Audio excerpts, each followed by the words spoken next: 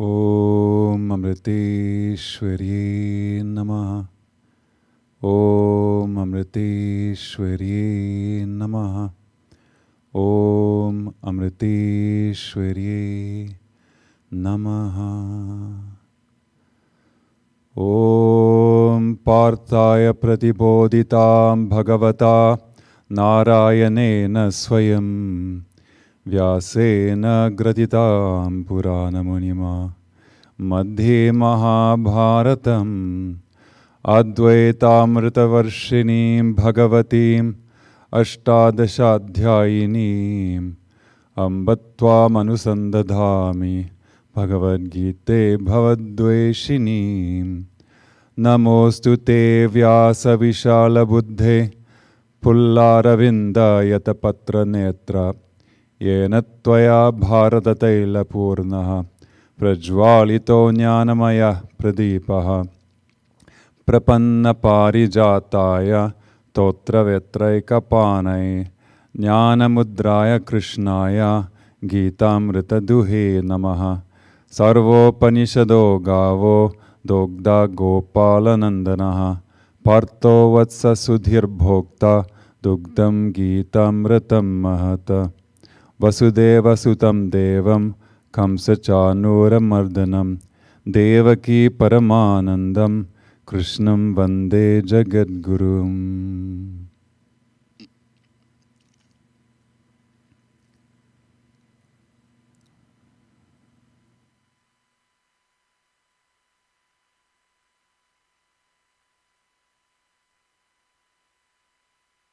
Om Amriteshwarye Namaha.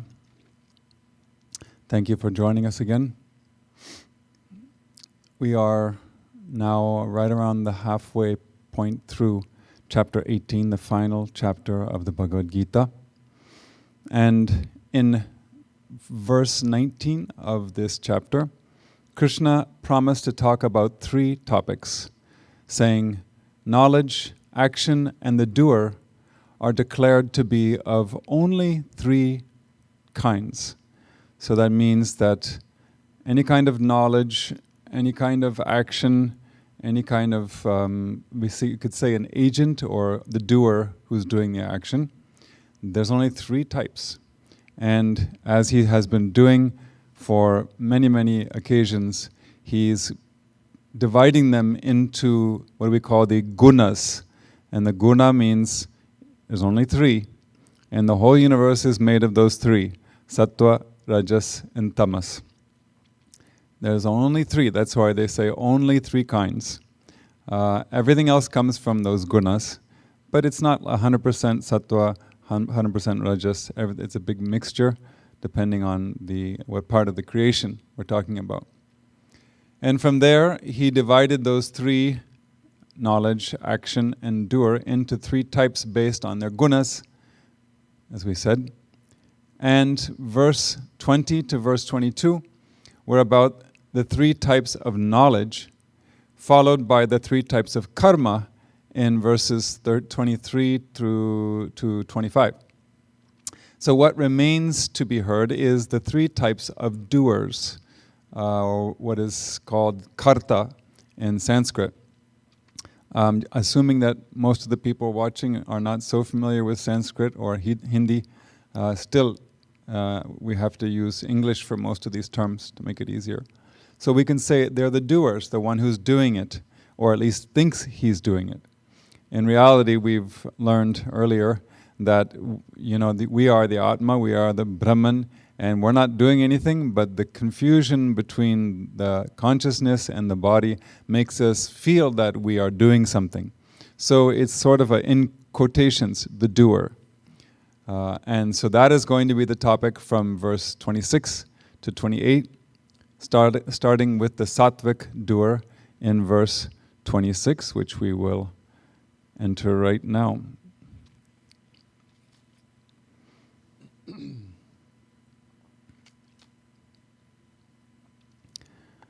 Mukta sango naham vadi trityutsaha samanvitaha samanvitaha. Sorry. Siddhya siddhyor nirvikaraha karta sattvika uchyate. Now together. Mukta sango naham vadi trityutsaha samanvitaha siddhya siddhyor nirvikaraha karta sattvika uchyate. Now the translation is pretty much the same as what the book has, except for there's a typo, I believe, in the book, and it should be one who is free from attachment, non-egoistic. It's in the book. It says non-egotic. Doesn't sound right. Never heard of that word. So we're going to go with non-egoistic or not egoistic, which is probably easier to understand. Endowed with firmness and vigor and unaffected by success or failure. That is what a sattvic doer is. I just added my own little conclusion to the verse. But what you're reading in the book is correct if you put that is between ego and tic. Okay, now let's move on to the commentaries. Shankaracharya, I only took a little bit, because he made an important distinction about attachment. So this free from attachment means they have abandoned the attachment to the act and its fruit. We heard that before, but sometimes that attachment means something else. So he makes it clear that this is the same thing you heard earlier on. And not given to egotism means someone who does not say something like, I did this. This is mine, my accomplishment. And firmness here means steadiness and courage. And vigor means perseverance here. So perseverance is something we could imagine, but it doesn't necessarily bring up the image of vigor, but that's what is meant here, according to Shankaracharya. Jnaneshwar, his commentaries, he has so many vivid examples that we're going to hear today, which will make you laugh, I'm sure. He does not allow the mind to yearn for the fruit of actions. He never thinks of his own physical comfort while doing actions out of love for gaining the self. This is not where the humor comes in. It comes in the following verses. He rids himself of laziness, never feels the pangs of hunger, and avoids physical comforts. Avoiding physical comforts, we would be like, why would you want to do that? But just taking a little aside digression, but something that I think people would like to hear. The very first US tour, when I was just out of high school, the senior, who we call the senior Swamis, were very afraid to go on the tours because they were aware that America and other such places have too many comforts, too many cushy things, and they didn't want to become lazy and lose their shraddha, their vigilance. And so when they were on the tour, they did various things to not become lazy. And some of them would take very cold showers, and there was another Swami who would lean against a chair and sleep at night, just because he didn't want to get too comfortable. Some of them would lie on the floor with no mattress or no blanket or anything. So it's like this, like a sattvic person tries to avoid physical comforts because they don't want to become a slave to them. So there's a reason, it's not just self-torture. Back to the commentary. And in such a state, he feels even greater enthusiasm for actions in the way gold attains greater purity as the alloy is burned in the crucible. So this is a little hard to understand example. So what he's saying is that the gold itself wants to be purified because then it's like gold realization. but there's alloys mixed in. And the only way to get rid of the alloy, at least 750 years ago, there was only one way, which is make it very hot. You put it in a crucible and you make it super, super, super hot, and then all the alloys burn away. So it's going to be painful for the gold because it's attached to it. But the gold is very enthusiastic about it because it's bringing it purity. So it's like that. And the same, he feels even a greater enthusiasm for actions. So the actions, they may be difficult. Following Amma is certainly not easy, and helping her and furthering her mission, it's a lot of tapas for some people, but we're getting purified like the gold, so we're really enthusiastic about it. That's the meaning. If one has real love for selfless actions, they will regard their own life as a piece of straw. Getting there, it's not so easy though. Literally selling himself to the beloved, his own Atma. Would one feel unhappy merely because his body suffers? Who cares what the body suffers? I want to sell myself for free to my own soul. So that's the example here. Therefore, as the desires for enjoyment of sense objects diminishes, and the more one eliminates the delusion about his body, the greater pleasure he feels in performing selfless actions. So if it's your first time, if you've done a lot of seva, try to remember your first seva assignment. You probably weren't so enthusiastic about it at that time, but we've all, matured in little baby steps. So we don't feel like that anymore. We feel pleasure by doing it.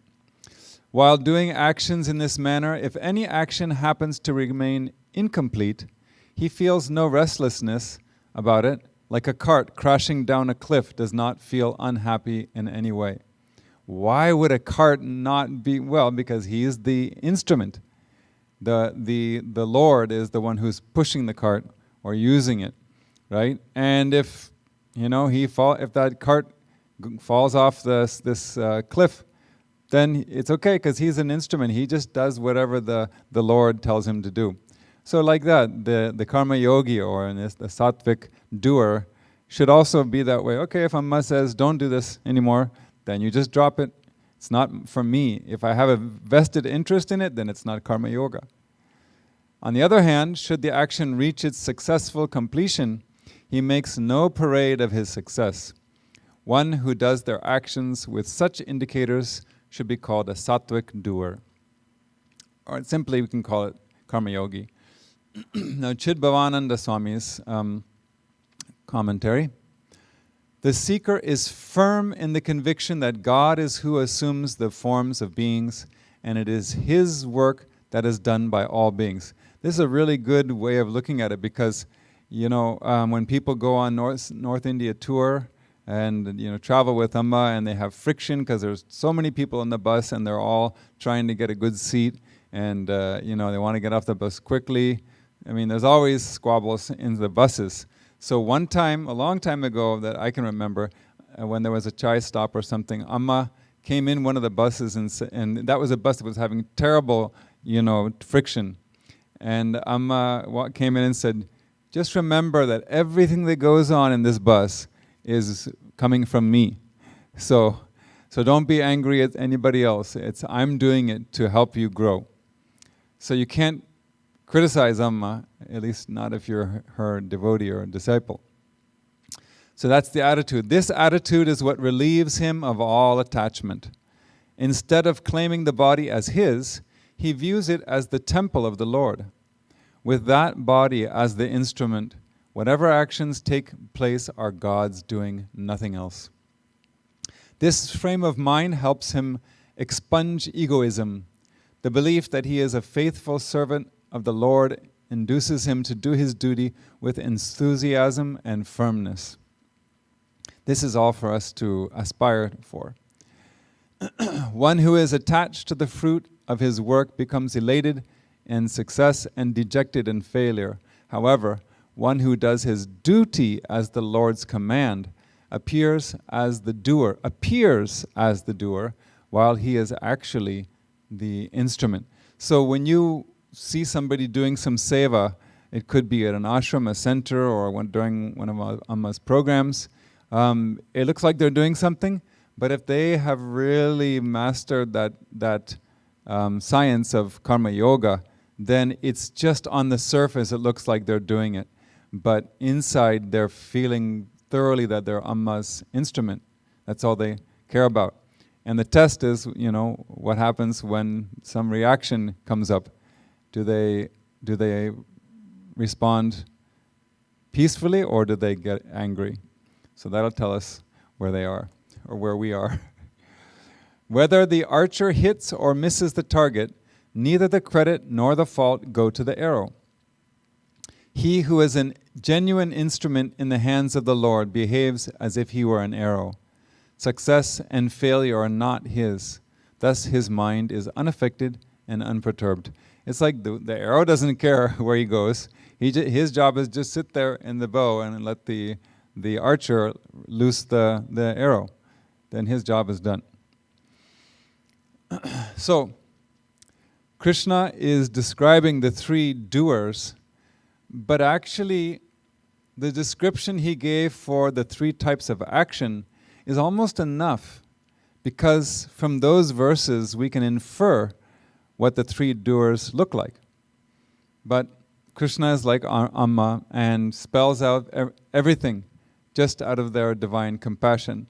These kids, the Amrita Puri kids, she will go to any length to teach them something, even though, it's taking up her time. So what kind of a person is this sattvic doer? Well, as we saw in the verse, first he should be free from attachment, which involves three things.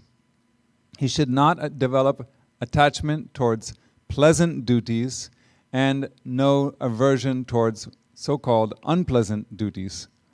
That's why Arjuna was in trouble, because he had a great time fighting the Rakshasas and the demons, but when it came to facing his relatives and close friends, he found it a very unpleasant duty. But as we discussed before, there shouldn't be anything such as an unpleasant duty. If it's a duty, it should be pleasant. We should do it happily. And all duties should be viewed equally without any grievances. I know it's a tall order, but that's the rule, the definition. So we can remember verse 10 of chapter 18. The relinquisher, or tyagi, endowed with sattva and a steadfast understanding, and with his doubts cut away, shirks not even a disagreeable action, nor is he attached to an agreeable one. It's almost the same thing, just coming in a different context. This verse encapsulates the essence of karma yoga, which is dropping attachment for the action itself as well as its results. So you don't say that I'm doing this and it's because of me that this is all happening, because what happens if I'm not there? Well, I'm just going to put somebody else there. Somebody thinks that they're the only one who can run the company, but if the board of directors remove that guy, they'll find somebody else and everything will go fine. So we sort of have this inflated ego, thinking that we are so necessary. But this is what we're supposed to do, is drop that attachment and also drop the attachment for the results. Whatever we do, we might receive praise, criticism, or sheer disregard, but none of these should affect our mind. Just telling you the ideal, not that I've mastered it. Here we should understand the intended meaning of free from attachment, or what is called mukta sangaha in Sanskrit. The meaning in this verse is what I'm just going to explain. The same expression, mukta sangaha, may be used for describing a realized being, and a realized being actually is completely divorced from attachment of all kinds, not the body, food, hot, cold, none of that means anything to them. I think it doesn't mean to Amma either. Here, however, it refers to the karma yogi who still has a lot of spiritual ignorance, though he's sincerely trying to purify himself. His experience is that he is the body and the doer, but he's not. But the problem is he's not God realized, so he doesn't realize that he doesn't realize that he's not the body. So what to do? That's how we all feel. The challenge for such a person, or for us, is described in verse 48 of chapter 2. Established in yoga, perform actions having abandoned attachment and having become balanced in success and failure. Balance of mind is called yoga. This is one of the earliest definitions of yoga. It's at least 5,300 years old. So 5,300 years ago, Krishna spoke these words. And if you can find an earlier definition of yoga, I'm almost positive that it's not going to be about hatha, the asana yoga. This is the origin of yoga. It's always internal. Now, once Amma explained how one can reduce their attachments, and I want to share that conversation or the excerpt because that's the topic we're looking at now, right now. She said, for a spiritual seeker, self-control is his wealth. As far as he is concerned, worldly pleasure is equal to dog excreta, dog doo-doo. For a dog, human excreta is like nectar. But for human beings, it is disgusting, for most people. For a spiritual person, worldly pursuits have no value.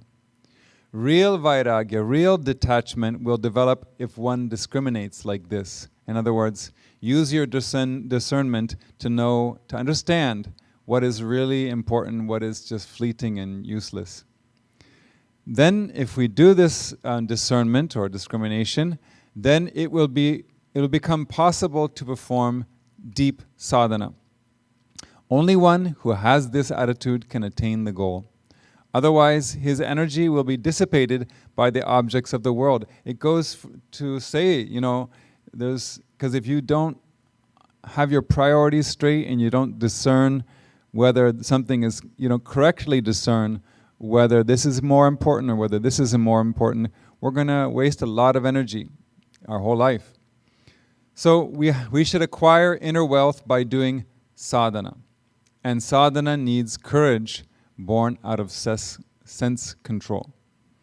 So a lot of things in that quote, but it points out the need for courage and sense control at the beginning as we hone our powers of discernment and choose the right things. Okay, coming back to the description of the sattvic doer, the next attribute is not egoistic or non-egoistic. It's a bit of an awkward word. It means that they don't think only of themselves. And what does Krishna mean by that? It means it cannot mean that he has gone beyond the ego entirely. Because remember, he's still a karma yogi.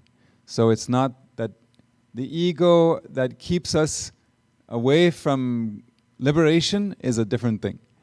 The ego, the day-to-day ego is what he's talking about. So Shankaracharya clarifies that a sattvic doer will be devoid of pride, saying that I did this, I did that, aren't I great? So it's like a kind of a social thing. They don't have any such arrogance or pride. That's still a long ways from God realized. Even if we have done great duties and sacrificed so much, we never take the credit, but consider it to be Amma's grace. Those of you who participated or saw Ron's memorial in San Ramon on Sunday, you would have heard a lot of stories about him and just how selfless he was and how he was not interested in getting any credit or praise for that. He would always say, Amma did it, Amma did it. Even though he dedicated all of his time, energy, and his personal resources, which actually he didn't view them as his personal resources, but he was so free and using that for Amma's missions, humanitarian and ashrams and things like that. It was always Amma did it for him. So that's how we should be. Firmness and vigor. What does that mean in this context? Well, some people might think that fortitude and enthusiasm towards an action come from the expectation of personal benefit. The rule in worldly life is that if you want to succeed, you have to be efficient, hardworking, competitive, and so on. And people work over time not because they love the company or their boss, maybe 1 in a million or something, but because they expect some kind of reward for their efforts. That's the real reason. And the more the expectation, the more the enthusiasm. In other words, our desires are what are propelling us. So what about karma yoga? What's the difference? Well, if there is no such correlation, where does the motivation come from for a karma yogi? It comes from inner purification. That is all a karma yogi wants. And that means that to even become interested in karma yoga, a person must have a certain amount of inner purity.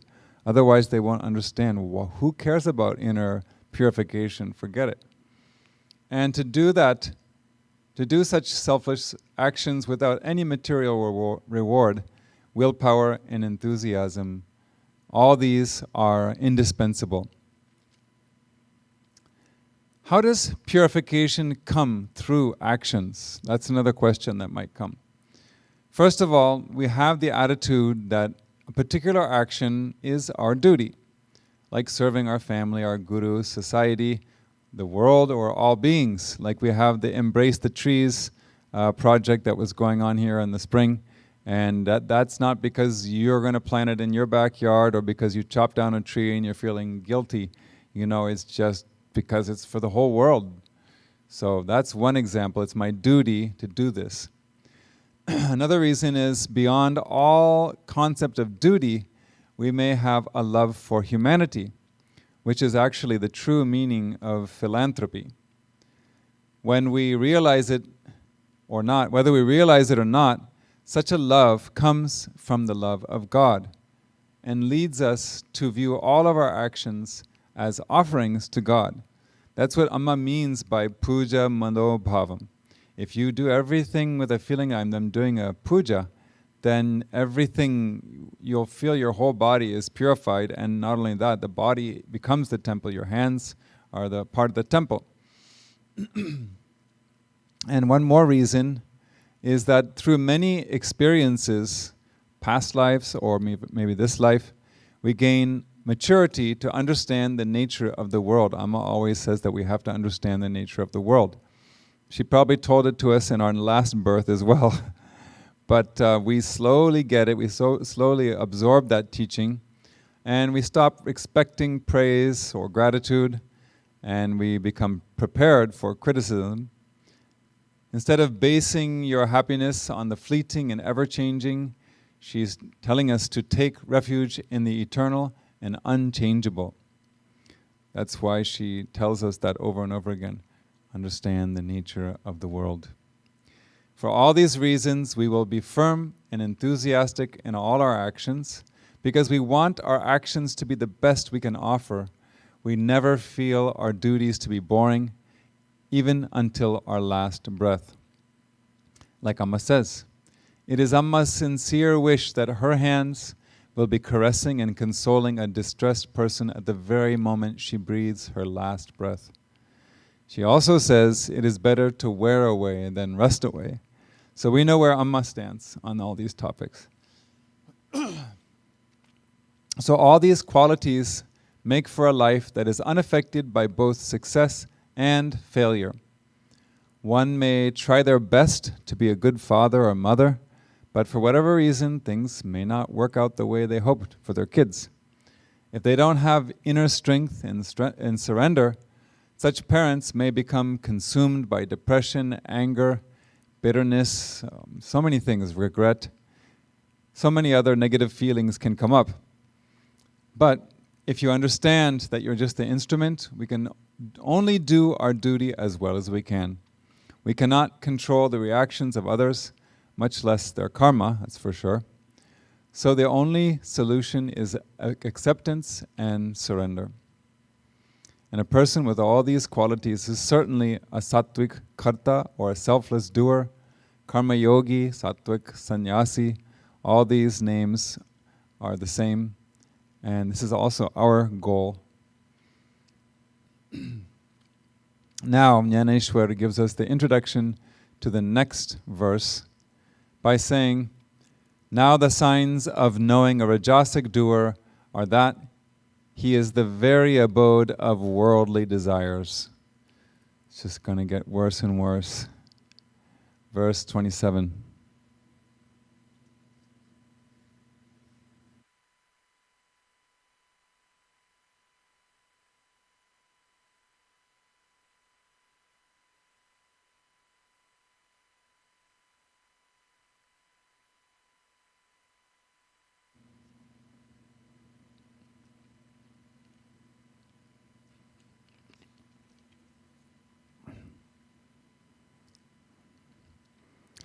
Ragi karma palaprepsur lubdho himsatmako shuchihi harsha shokanvita karta rajasa parikirtitaha. The meaning here, I'm just going to, yes, getting ahead of myself. Thank you for reminding me. Together. Ragi karma palaprepsur lubdho himsatmako shuchihi harsha shokanvita karta rajasa parikirtitaha.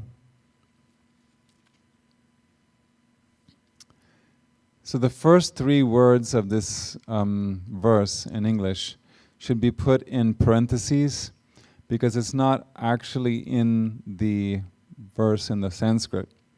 But we'll read it that way. He who is full of passion, attached to the fruits of action, and then instead of oppressive, I used greedy.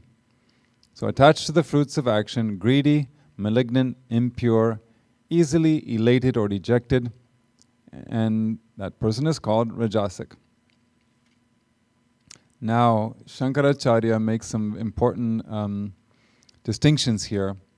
Greedy, he says, basically the original word only means desirous of something you don't have, but here it's including clinging to what you already have. And then destructive of what? Well, destructive means bent on doing harm to others. And impure here means devoid of external and internal purity. Easily elated or dejected means they rejoice when they attain what they want, and they feel sad on getting what is not desirable or upon the loss of something that was dear to them.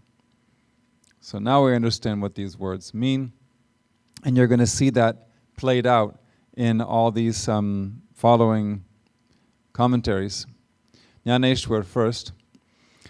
Just as a dunghill is the proper place for accumulating a village's dirt 750 years ago, or the cremation ground is the place for all inauspicious things, in that way, the rajasic doer is a receptacle for storing the dirty water from the feet of all the sins in the entire world.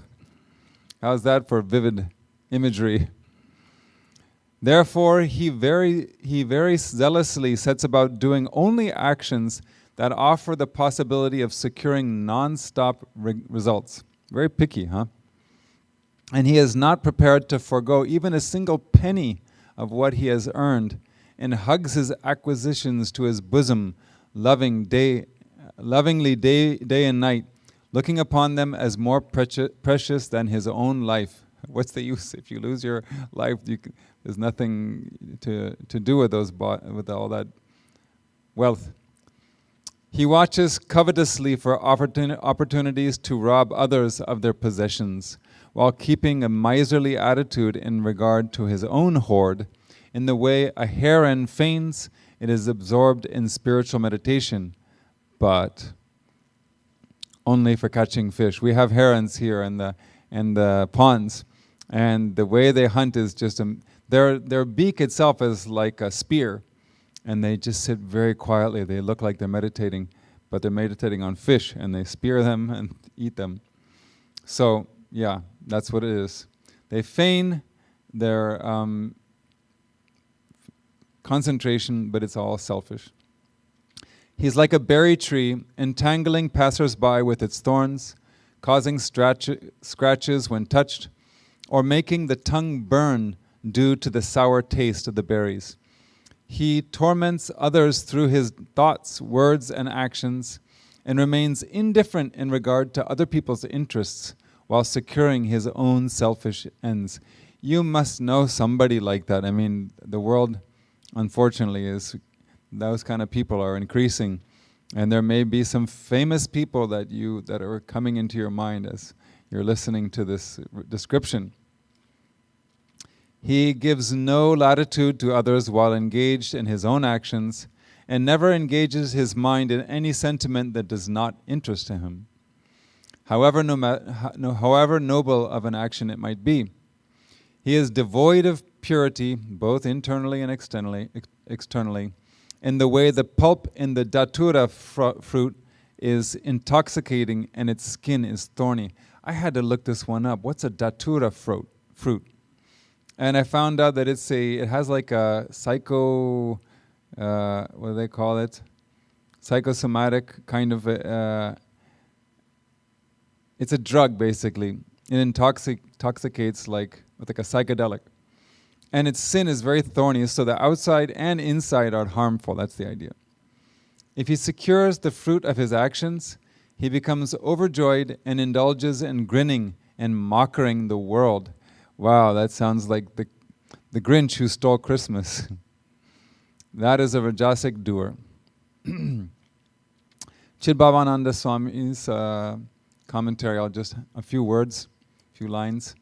A greedy person is one who tries to appropriate others' possessions by fair or foul means. He put that fair or foul, that's why I wanted to include it.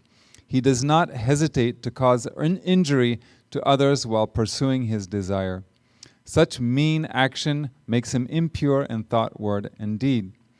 And then his guru, Sri Ramakrishna Deva, also the guru of Swami Vivekananda, a quote from him is, "Nobody is more cunning than a crow. It steals artfully. It is ever alert lest it should be caught. It exploits the helplessness of little children. All the same, it is ever eager to eat filth." So true, it'll to eat anything. There are people who have the nature of the crow. They are deceitful, calculative, and cunning. But their one concern day and night is to grab dirty and vulgar things. Such people are incapable of walking the path of spirituality. So we can easily visualize the qualities of a Rajasic doer based on their Rajasic actions, which are mostly selfish. Basically, you'll find that they're the opposite of a Sattvic doer. Instead of being selfless, they're selfish, or we can say they are full of worldly desires, as Jnaneshwar said. That is what is meant by the word passionate in this verse. So passionate, you might think, oh, it's a good thing, passion about recycling or something like that. But here, it means lusting after their desires, whatever they may be. They didn't have a better word to translate this word in Sanskrit. So the bad kind of passion, we can say. Instead of being detached, they are all full of attachment, which is only in regard to their own likes and dislikes. They don't care about anybody else's. The sattvic doer is a spiritualist, or at least a karma yogi, while this rajasic doer is like a business person. They won't give anything for free. They even try to profit from their duties. So about desires, Amma has said something that really touched me. The mind, being a foreign element, creates an irritation that itches. The itching is the desires of the mind. It is like the sensation you sometimes get to scratch an itching wound. As you scratch the area, you find it soothing, so you scratch it repeatedly until the wound and the surrounding area become red and infected. And with that, the pain of the wound increases. We've all experienced that. Then he says, the mind creates such an itch when it is full of desires and emotions. So you keep on scratching until finally your whole life becomes a big pus-infected wound. Doesn't sound very fun. I think at one point in our lives we felt like this, and somehow we realized that I have to stop scratching those itches of my desires and just let the body be peaceful. But this is the life of a rajasic person. Naturally, they're going to be greedy too, because once they obtain something, they loathe losing it. Even if they never use it at all, there are people like that. You know, they never used it, it's still in the box, but they won't give it to anybody. They won't give anything to anyone, not even to their family. So what to say of society? At the same time, due to their endless desires, they are never satisfied, and they constantly lust after others' possessions. All the while, they never realize that they cannot take one penny with them after death. And there's a nice quote from Lord Buddha here. He says, he's talking about the fool, and he says, he searches vainly for happiness in the pleasures of the world. Then death fetches him away, as a flood carries off a sleeping village. The imagery, everybody's peacefully and comfortably lying in their beds in a village, and they're all deep in sleep, but they don't know a flood is coming. So like this foolish man is completely unaware that death is just around the corner. Doesn't even care about it. And their existence itself is malignant, like a cancer on society. In the process, why? Because in the process of pursuing their desires, they harm many people, trees, animals, and all of humanity as a result. As their selfishness increases, corruption and unjust means also increase. That wasn't mentioned as explicitly in the commentary, so I'm adding that. And this is what Krishna said in verse 37 of chapter 3. It is desire, it is anger, born of rajas, or rajo guna. It is all-consuming and most evil. Know this to be the enemy here on earth.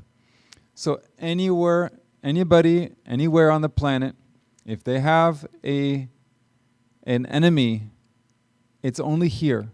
It's the rajas in our mind. So whenever wars happen, there's got one going on right now, and all kinds of violence, all of that, it's not because of somebody else. The real enemy is that we're allowing rajas to fester inside of us. And that's where all the violence begins. Impure means in thought, word, and action, because their actions have no regard for others' wants, others' needs, and these people then get bad karma, and they go deeper and deeper into their ignorance. But really, the impure thoughts are especially harmful because that is where the seed of harm germinates. It's not like these horrible dictators suddenly one day became a dictator and terrorized their subjects. I mean, it's a thought process over maybe many lifetimes. So if they think someone might take something of theirs or something they desire, Their mind will be full of ideas of how to defeat the competition, no matter what it takes. Their jealousy and fear will make them turn into adharmic methods. They might steal, they might bribe people, and they resort to corruption, extortion, blackmail. There's so many things that the criminals do. And all of this just because of greed. Let us remember a couple of verses from chapter 16. It's a sort of a hypothetical scenario where somebody is saying to himself, "This has been secured by me today. This desire I shall obtain. This is already mine, and this wealth also shall be mine. That enemy has been killed by me," or here, that's a battle expression. We can say, "This enemy has been defeated by me, and I shall," instead of slay, we can say, "conquer others also. I am the Lord of all. I enjoy, I am successful, power, and happy." So these kind of people fit into this Rajasic category. And actually, these qualities showed up in the demonic qualities part of chapter 16, when Krishna was talking about how human beings become demon-like. In the previous verse, the sattvic doer was balanced in both success and failure. And now these Rajasic people, the Rajasic doers, are easily elated and dejected based on whether they succeed or fail in whatever their goal was. So when success comes, they're friendly to all, but when they lose, they become vicious to the same exact people. And we can call that their emotional roller coaster. And the reason why, some people ask, why is elation or harsha a bad thing? Well, in Vedanta, it's considered to be negative because anything that clouds the mind is considered to be detrimental to our spiritual growth. So bliss, in the context that we know, ananda, is how we feel around Amma. And it's good because it can last for a long time, even forever, if we realize our self. And there are no bad side effects. But elation or harsha is more like a thrill, kind of delight or glee or exaltation, which are more temporary compared with bliss.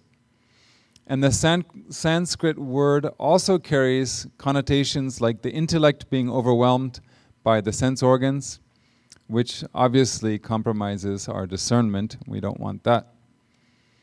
So not surprisingly, virtually everything about the Rajasic doer fits the norms of today's society. Sorry to say. There's basically the, average part, something like that. Just, it's normal. And I want to share something that one of Amma's devotees shared with myself and a few other people. He had a great job. He was the CEO of a big company. He's still alive though. And he climbed his way to the top with a lot of effort, but that took a toll on him mentally and physically. And he started taking drugs, and forget about alcohol and the normal things. He took up drugs, and he was lying and cheating. And so when he first met Amma, he was desperate to get rid of these problems. But they were so powerful that even, I think it was the second time he visited Amma, he said that when he went for darshan, before he went for darshan, he went to the bathroom and had he did some cocaine. So he went to Amma high on cocaine. It's hard to believe, but this is a reality for people. And they have no peace of mind, extreme tension, so they take sleeping pills, and then it becomes drugs and all that. So the extreme desire and attachment can lead to hypertension. I've seen that in many people. And some people even have heart attacks. All of these are the cost of being a Rajasic doer. And maybe you go to the doctor for help. What are they going to say? Well, eat a healthier diet, eat more potassium, which is vegetables, reduce your weight, get regular exercise, quit alcohol and smoking, manage your stress, get regular sleep, try meditation or yoga. So what does it mean? It means the cure for being a rajasic doer is to become a karma yogi. Because that's exactly what we're doing here. And we're trying to be a better karma yogi. Now, dare we move on to the next verse, where we're going to find about tamas-dominated people. And Jnanadev says, as an introduction, they are the very plantation of evil actions. Plantation, they're growing them like wild, that's all it is. All right, we have to be courageous and move on to verse 28.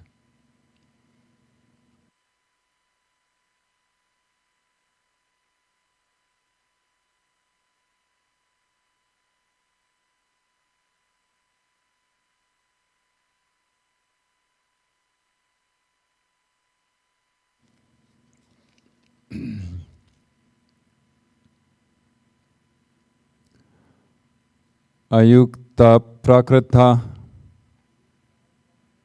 stabdaha shato naishkrito la. Let me start again. Shato naiskritiko laha. No. Shato naiskritiko lasaha. Vishadi dirga sorry, let me start again. Yukta prakrita stabdaha shato naiskrita kolasaha vishadi dirgha sutricha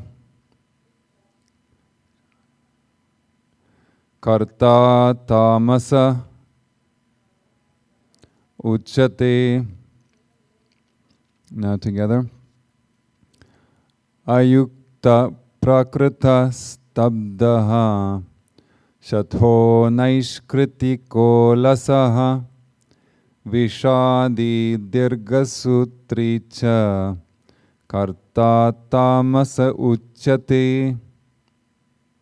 Much easier to read it without stopping. Some verses have that kind of problem. And I have that kind of problem also. So instead of uncultured, I put unsteady.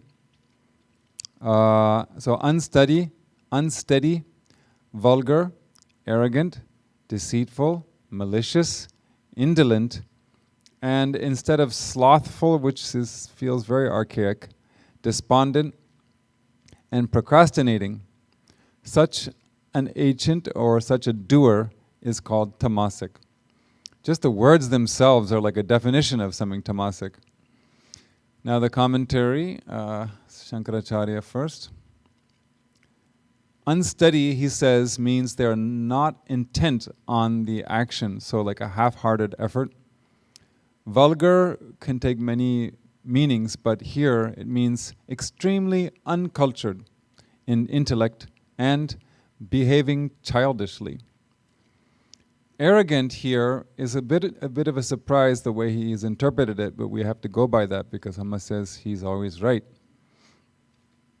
One of the brahmacharis told me one time that Shankaracharya was wrong about something.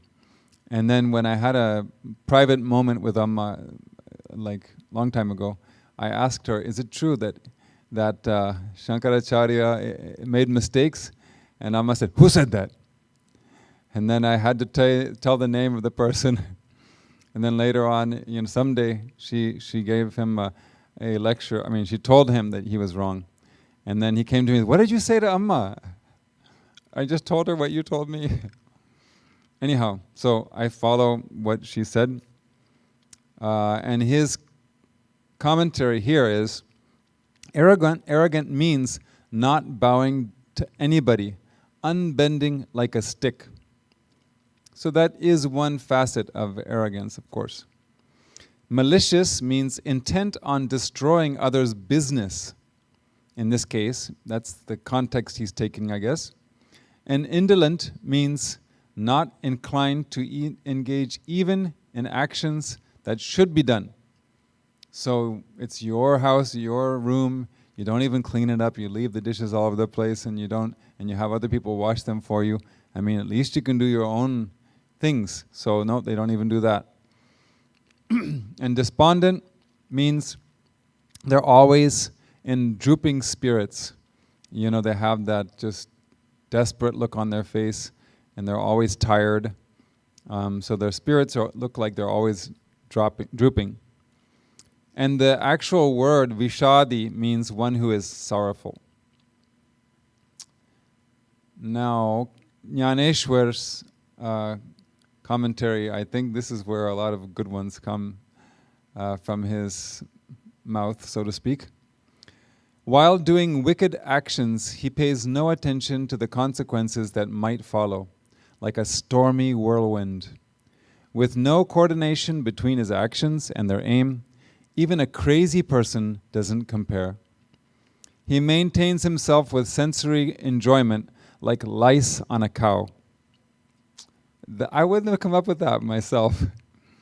He behaves naughtily like an ignorant child, alternating from laughing to crying. His mind is like the black soil of a thief's haunt in a dense wood, while his vision is as if taken in mortgage from a prostitute. His body itself is formed of wickedness, while his entire life is the very den of gamblers. No one should even approach him. Okay, I will be sure to not approach him.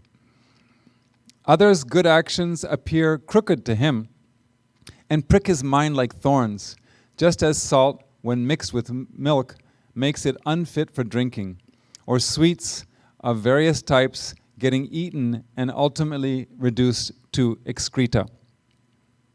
This is how he regards the good actions done by others. He just hates good things. He doesn't want to see anybody do anything good. It's literally the Grinch who stole Christmas. This is how he regards the good actions done by others, and they are transformed into bad actions when passing through his mind. He transforms good qualities into defects and converts nectar into poison. Amma does the opposite. If you take all these examples and turn them the other way around, that's Amma. She takes poison and makes it into nectar. He is ever possessed of malice. Throughout his life, he is full of gloom, like the copious smoke from the fire made of animal dung, or the foul smell when someone passes gas. First time I've heard in a Gita commentary. He starts greedy transactions to an extent that would serve until the end of time and bears anxieties extending beyond this world. If you see the incarnation of such a heap of sins, know positively that it is a tamasic doer. I won't miss that when I see him, I'm for sure. Chidbhavananda Swami is a little more subdued. The one who practices self-control, self-discipline, and self-dedication grows in steadfastness. The one who is alien to these benign habits will be unsteady in all undertakings, wallowing in low physical life, lacking in intellectual development, displaying childishness in all dealings. These are the signs of crudeness. So instead of just using vulgar, he's saying these are the signs. One who refuses to show respect to those worthy of reverence is stubborn, or arrogant in this case. The slacker who does not harness his talents for any good cause, but allows all of them to rust away, is deceitful. The one who deliberately creates hatred among people is said to be malicious. So sometimes you're trying to make things happen between two parties, or people are getting angry with each other, and you're trying to, make people calm down. Then you find out another person was stoking the fire. You was like, why would you want to do something like that? But that's their nature. An indolent person is one who doesn't engage himself in tasks he is expected to complete. You're promised you're going to do something, you don't do it. Despondency requires urgent care because a victim of depression and dejection gradually loses all their inner strength. So it's kind of like an emergency, but this person is always feeling like that. Lord Krishna reprimanded Arjuna strongly for the temporary dejection he experienced. And those teachings are what is now known as the Bhagavad Gita. And that teaching cured Arjuna of his disease, and it can cure us of our disease. We're all fighting with one of these spiritual diseases. And like procrastination, that's the next one. Due to procrastination, an undertaking that can be completed in a day drags on for days together. So the tamasic doer suffers from all these flaws. That's really sad. Actually, instead of really criticizing these people, the tamasic people, we have to have a lot of compassion for them. They have all these characteristics and they're just stuck in it, like in a swamp or quicksand. The more they struggle, the deeper they get into it. So, as if the rajasic doer wasn't bad enough, we have the tamasic doer also. And that word unsteady, actually it's another way of putting it is to say that his actions, words, and thoughts are not at all aligned. People will say, hey, I'm going to do this. And then, then they do something else, and then they're feeling something else. So they feel like they were being sincere, but actually they didn't say what they were going to, they didn't do what they said they were going to do. So all the mind, words, and body are all on different tracks, and they're not aligned at all. Naturally, such a person cannot do anything right. And we may feel like that sometimes about ourselves when we're in like a funk and just not performing properly or living properly. They're certainly undisciplined. I mean, even a rajasic doer has some kind of discipline, though it's selfishly motivated. But a tamasic person has no discipline at all. And the word vulgar, we can just say that it's dominated, the mind is dominated by base tendencies. They follow a lot of animal instincts, which means they're the slaves of their likes and dislikes. But a lot of it's from previous births, so we can't really blame them, and we can just feel sorry for them and help them if we can. I remember there was a devotee's son who was addicted to heroin, and he came to Amma's hall. It was a long time ago, and I saw him there. I saw him in Michigan, and we talked. We hung out for a while. And he really wanted to get out of that, but it just was so powerful, that the power of his desires, and from past lives it must have been. But just so you know, through Amma's love and compassion, he overcame that, and now he has started a place where drug addicts. Oh, and the problem with him is he had both depression and drug addiction. And he realized that people in his position are totally different. You have to go for drug rehab, or you have to go for depression treatment. But there was no place where you could do it together. So he started a place like that, so people like him could get the care both at the same time. It's a beautiful story. I've told it before, but if you didn't hear it, now you know. Even people who have good culture and upbringing feel temptations of various types, but they don't give themselves over to them, usually. They're wary of the mind's demands, and they distrust its subtle motives, whereas tamasic people won't even try to restrain themselves. They allow their mind and body to do whatever they want, kind of like a wild animal, you could say. When on the rare occasion when they take advice from the intellect, it uses it to rationalize and justify their likes and dislikes, saying that we should do whatever we want because suppression is not good. Well, it's not suppression, it's, deciding what is more important in life in the long run. By contrast, a sincere person would at least feel some remorse after indulging their weaknesses, while tamasic people feel no compunction at all. So going back to verse 34 of chapter 3, Krishna said, "The attachment and aversion of each sense are located in the object of that sense. Let no one come under their sway, for both indeed are enemies hindering his path." So we have, every organ has its own likes and dislikes, is what he's saying, right? And we have 5 senses, so multiply 3 times 5, you have 15 reasons to be a slave. To avoid such slavery, we should trust and practice Amma's teachings and the teachings of the scriptures. That is what will help us develop true culture, true samkara, refinement, maturity, and take us away from tamas, so we don't become an uncultured and animalistic person. We already talked about arrogance. He doesn't even know how to bow. That's another thing. Unbending, unyielding, adamant, etc. Deceitful is an interesting word because it can be understood in different ways. So it's deception, of course, saying one thing and doing another one intentionally.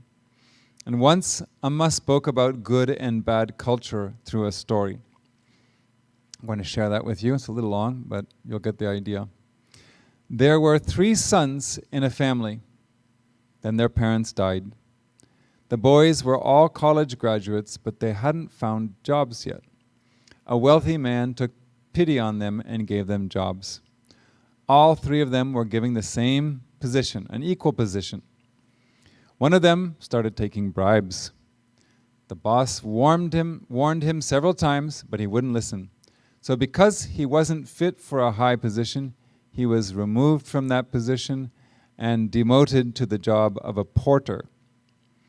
The second brother was disciplined and honest, but he wanted his salary exactly on each ending day of the month. So he would get it, he wouldn't allow it to come any later. But because he was disciplined and truthful, the boss promoted him. The third brother was not like the other 2. He too performed the job entrusted to him with honesty and discipline, but he declined the salary offered, saying, "You gave me this job and a home. You provide me with food, clothes, and everything else I need. Why would I need a salary?" And sometime later, the rich man passed away. In his will, he bequeathed all his wealth to the young man who worked without accepting a salary. In the end, the person who worked honestly was elevated to a higher position. The one who accepted bribes and was dishonest was given the lower job of a porter. But the one who worked according to the wishes of his benefactor with a selfless attitude ended up inheriting everything. So Amma says as a summary, children, it is arrogance to misuse this life for dishonest. One more time. Children, it is arrogance to misuse this life for dishonest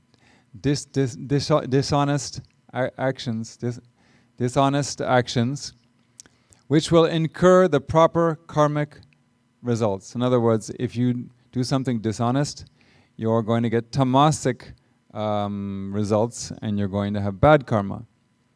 Though most people work for personal gain, their spiritual growth will be very slow and painful, spanning many lifetimes.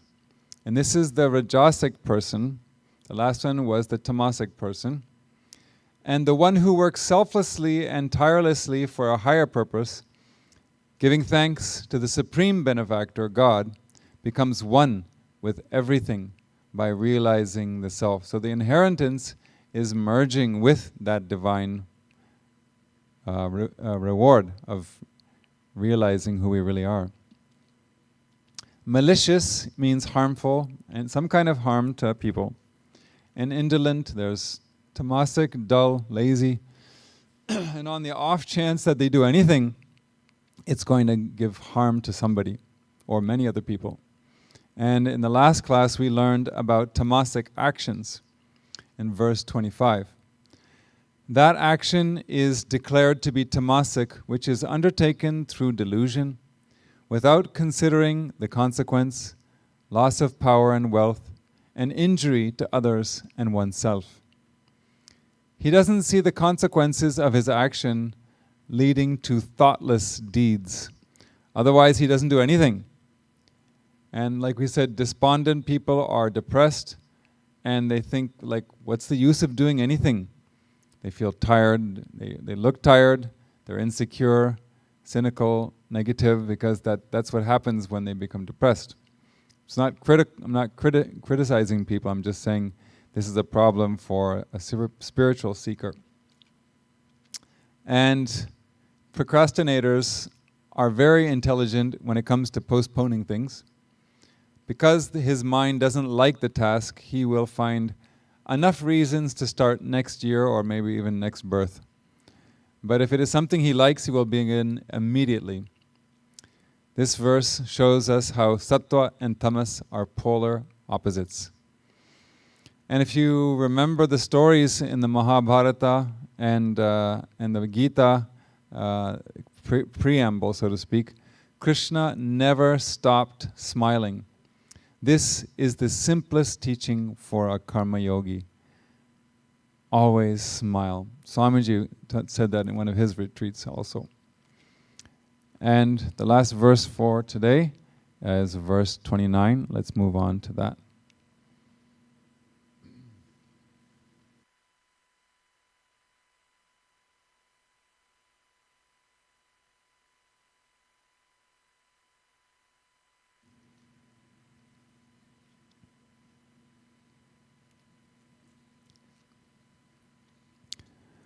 Buddher bhedham Triteshchaiva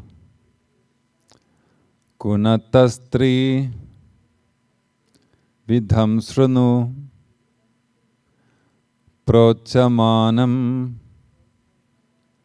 Asheshena Prataktvena Dhananjaya. Together. Buddher bhedam driteshchaiva kunatastrividham sranu prochamanam asheshena prataktvena dhananjaya. I didn't change anything here. It's a simple verse. Hear now, Arjuna, the threefold distinction of intellect and fortitude, based on the gunas, which means qualities, as I declare them exhaustively and severally. It's just an introduction. I didn't need the Shankaracharya commentary because it's not necessary for this verse, and Jnaneshwar's commentary.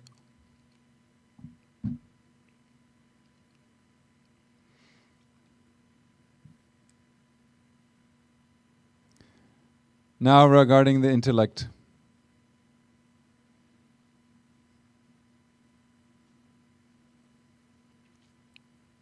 Now regarding the intellect. The intellect is the mirror into which an individual soul, living in ignorance, wearing the apparel of delusion, looks into, and which reveals to him the full beauty of his features. That's all I needed from there. And then Chidbhavananda Swami's commentary, also just a little bit. It's not such a complicated verse. Buddhi, or understanding, is the faculty of distinguishing between good and bad, right and wrong. There are 3 grades of this power, which we're going to hear about in the next verse. And he says of fortitude, fortitude denotes a firmness of mind that does not slacken or waver in the execution of an action. You go all the way to the end without any complaints. in this fixity of purpose also there are three forms. We're not going to hear them in this verse, but next week.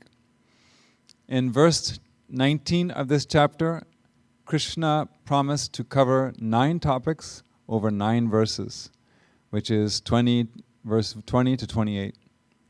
And it's the sattvic, rajasic, tamasic knowledge, and the same with actions, and the same with the doer. So those 9 verses are all over, and those 9 topics are also over.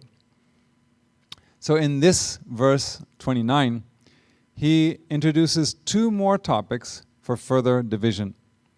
You might remember from the overview of chapter 18, during the first class of this chapter, Krishna said that he will cover 7 topics.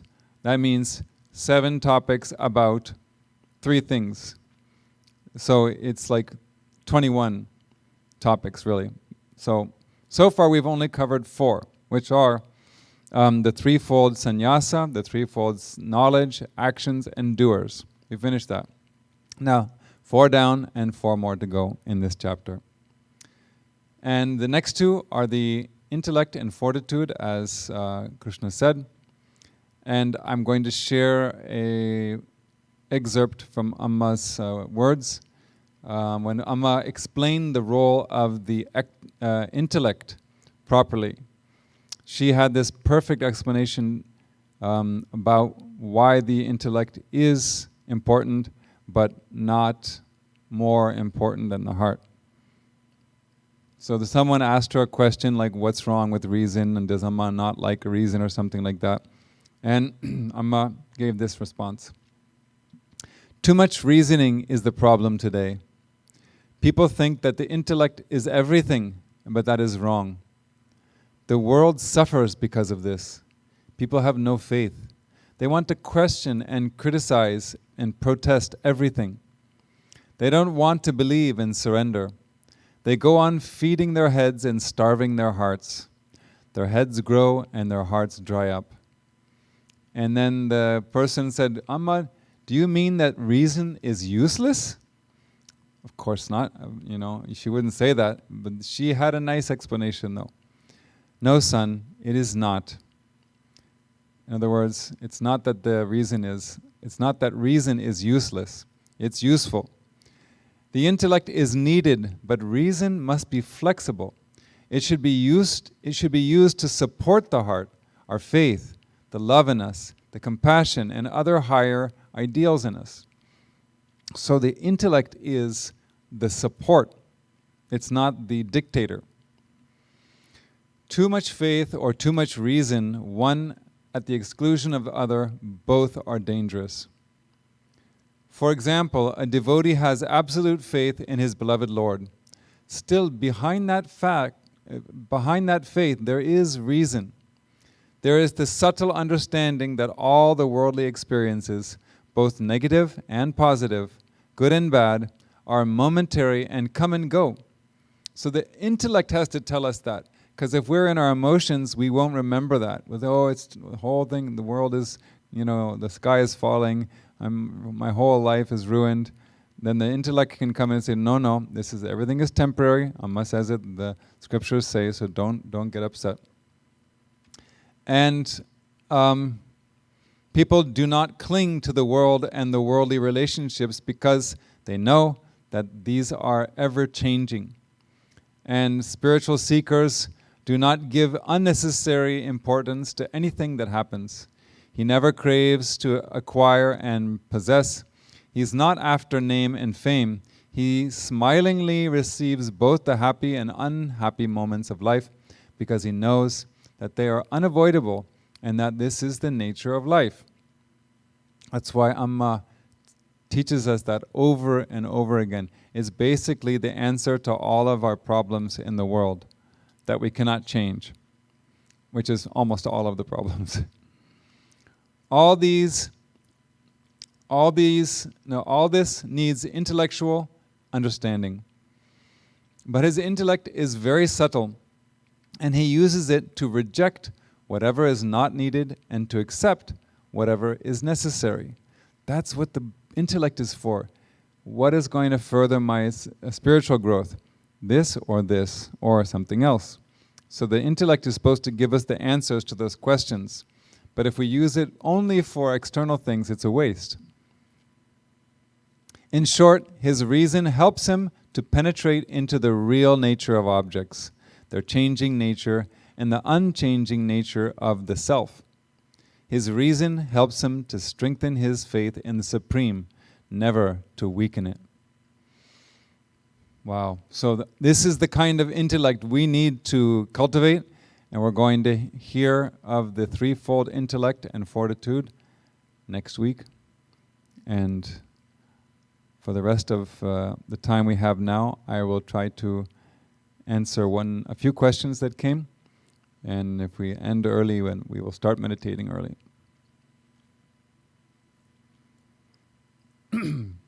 There were two basic questions. One was, believe it or not, about tattoos. The other one was bathing. I forgot that I mentioned the topic of tattoo. I thought I said something like, if I were ever to get a tattoo, which I never will, I would put this saying, Amma's teaching on my hand or something like that. So this person has sent a long, question, but the gist of it is, are religious tattoos a sign of external worship? There's three questions about tattoos. That's the first one. I do know that in some religions, yes, there is a spiritual or a religious meaning to it, but I have not seen anything like that in India's traditions.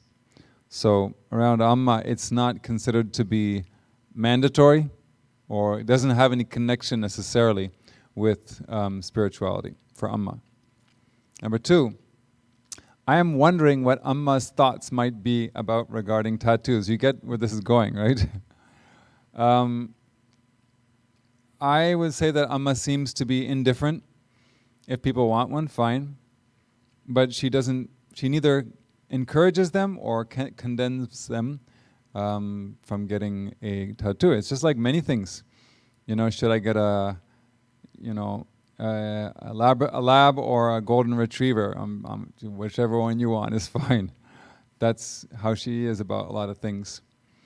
So the third question on tattoos was, if a religious tattoo is okay, then does the location matter? Look, these are real questions that people have, so we should be able to say something about it, right? I can't say, I don't care about tattoos. I'm not going to get one, I don't think so. But we have to say something. So, I don't know, honestly, because I've never heard Amma talking about where tattoos should go. And I have no other authority in my life. But I'm guessing, just guessing, she would prefer not to have it on the face, the neck, or hands or something where it's so visible that, maybe later on in life you'll be like, why did I do this? Something like that. So anyhow, that's all I can say about tattoos. It's the first time I answered questions about tattoos, so please forgive me if I didn't illuminate anything. The next topic of bathing, there's two questions, or three, but I combined the first and second. Do the Vedas mention taking a bath in the morning before devotion? And I don't remember Amma saying that when the bath should be done, but I assume that it's in the morning. Okay. Answering those together. I don't have any specific Vedic verse to quote, but it is certainly deeply ingrained in India's spiritual tradition. Bathe in the morning, the first thing you do. Actually, there are a few little prayers you say before the bath.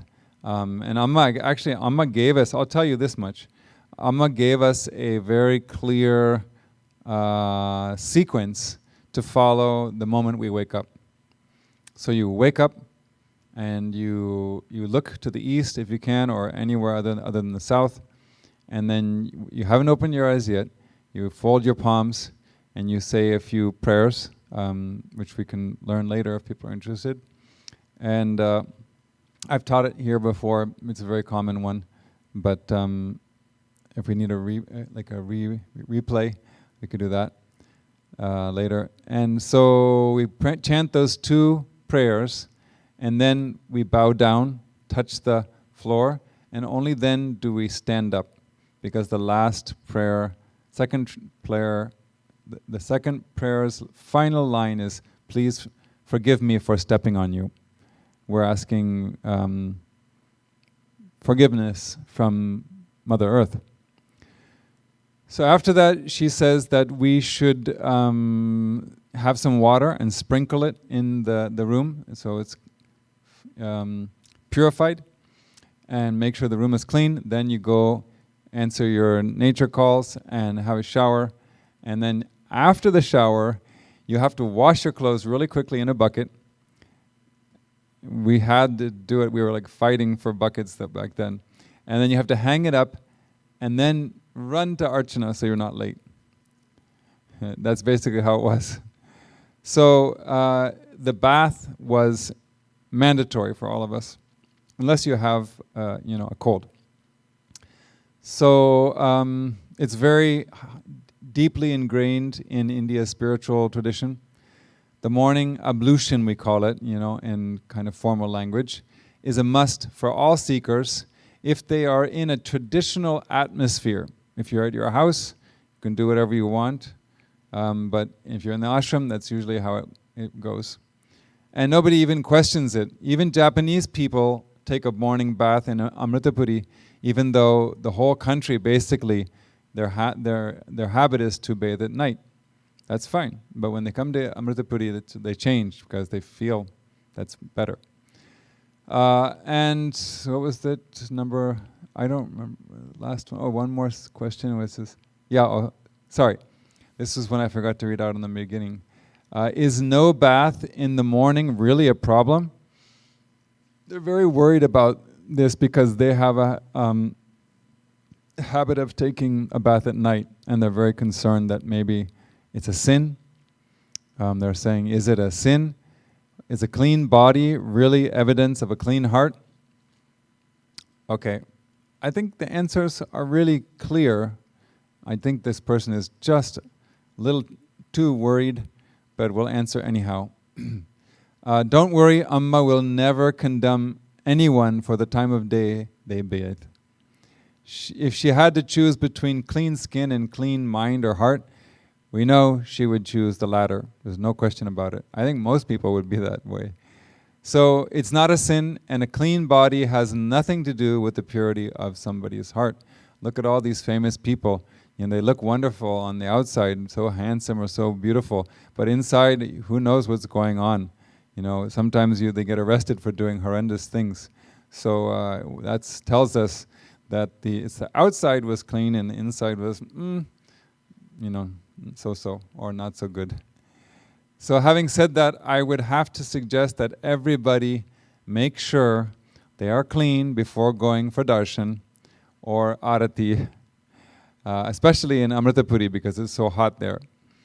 And these days Amma is doing darshan at night, so if you took your last bath the previous night, it's 24 hours, I would just beg you to take a shower or a bath before you get a hug. And nobody can stop you, but she's our beloved mother, and just imagine that, it's your next of kin, your real mom, and you wouldn't want that to your mom. So taking 2 baths per day is something done in India quite a lot because it's so hot and you get all sweaty. So sometimes it's like that in foreign countries as well, so not just India. So I know it's using more water when a lot of people around the world don't have water, but if you're sweating and you're going to do something important like a puja or meditation, definitely another shower is in order, don't worry. All right, we have finished the remaining questions for the day, and we'll chant 2 closing prayers followed by a short meditation for those who have the time to join us. Om Asato Ma Sadgamaya Tamaso Ma Jyotirgamaya Mrityorma Amritam Gamaya. Om Shanti Shanti Shanti. Om Lokaha Samastaha Sukhino Bhavantu. Lokaha Samastaha Sukhino Bhavantu. Lokaha Samastaha Sukhino Bhavantu. Om Shanti Shanti Shanti. Om Sri Gurubhyo Namaha. Harihi Om.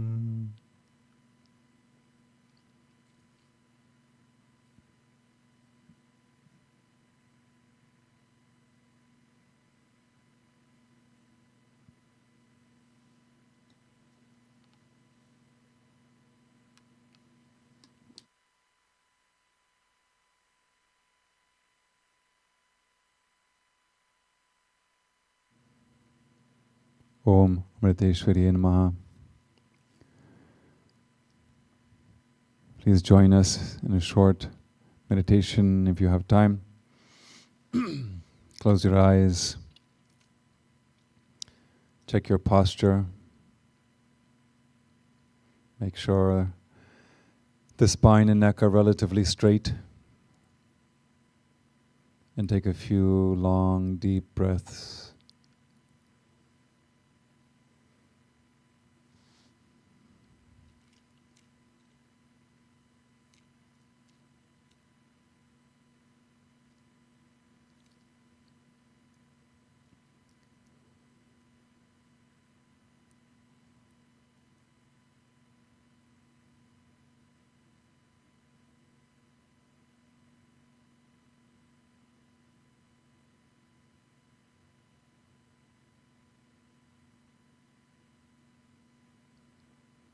With each long, deep breath, feel your body and mind relaxing further and further.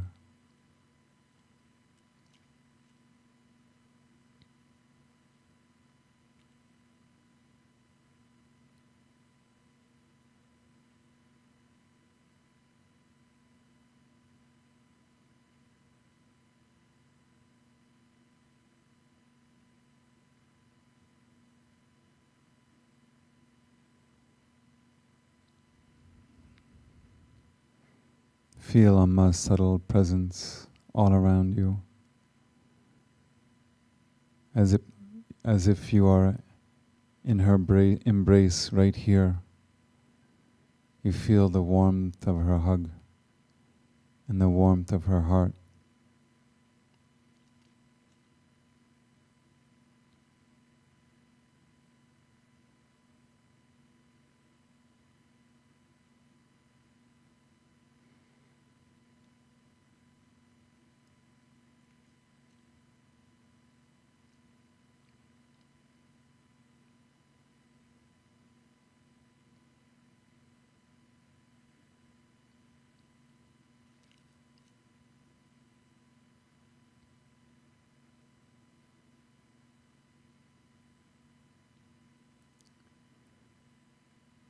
Now focus your mind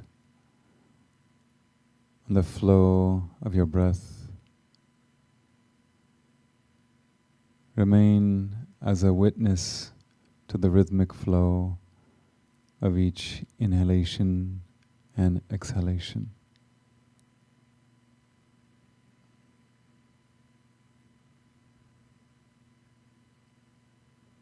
Like you're sitting on the bank of a peaceful creek where the water is very peacefully flowing by.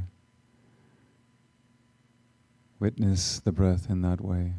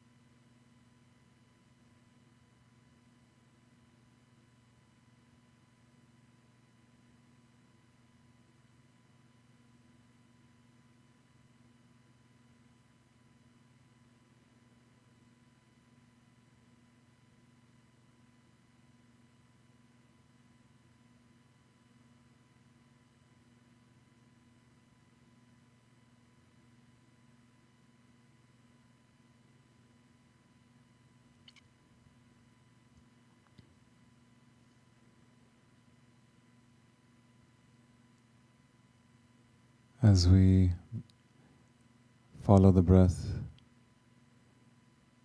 In this way, the mind becomes more and more subtle, and we can visualize better.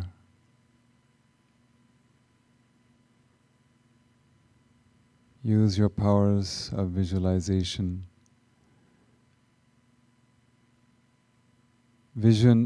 Envision that you are that sattvic doer.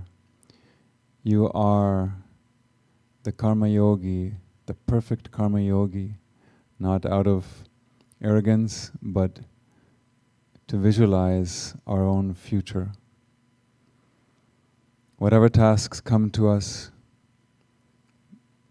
we regard them as our duty, and we're happy to do it. It's for Amma. It's for the world. With that attitude, we happily perform the actions without getting bored or tired. We rejoice in that opportunity to serve selflessly and have no interest in getting personal benefit from it. You can take any incident, recent or future, and just visualize yourself doing it perfectly and how good that feels.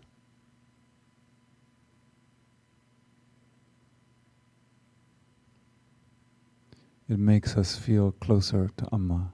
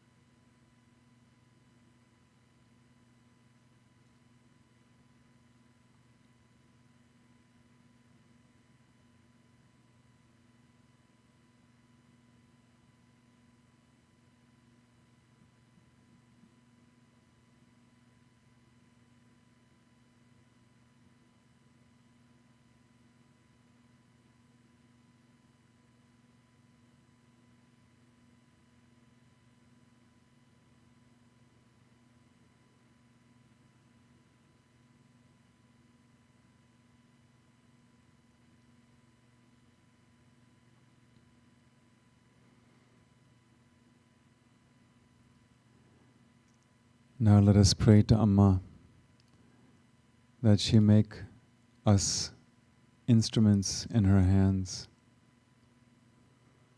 O Amma, I may fail over and over, but please don't give up on me. So long as you are there for me, I will keep trying. I will try to remove selfishness, emotional reactions. Just take hold of my hand and never let me go. If I hold on to your hand, I might lose my grip. So you must grab onto my hand and lead me and protect me from all the negativities. And that way I can become a true instrument in your hands.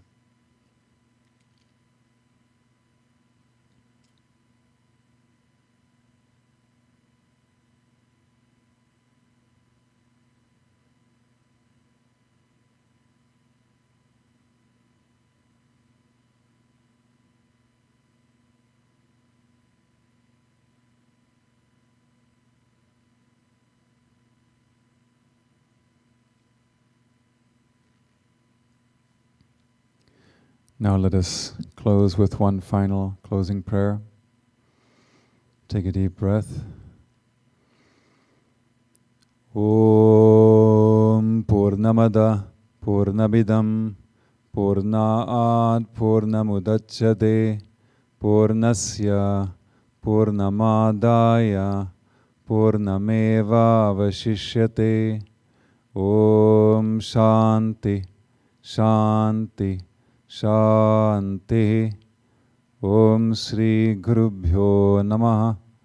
Harihi Om.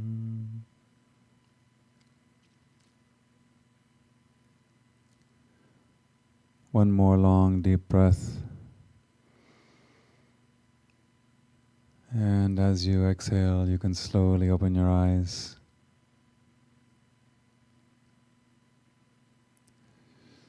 Om Amriteshwariye Namaha. Thank you for joining. Next week, we won't have satsang or Gita class because we will be preparing for Swamiji's retreat, and we want everybody to save their free time just for that retreat. And I will certainly see you there somewhere during the retreat, and I'm looking forward to it. And thank you so much, and I'll see you soon. Namah Shivaya.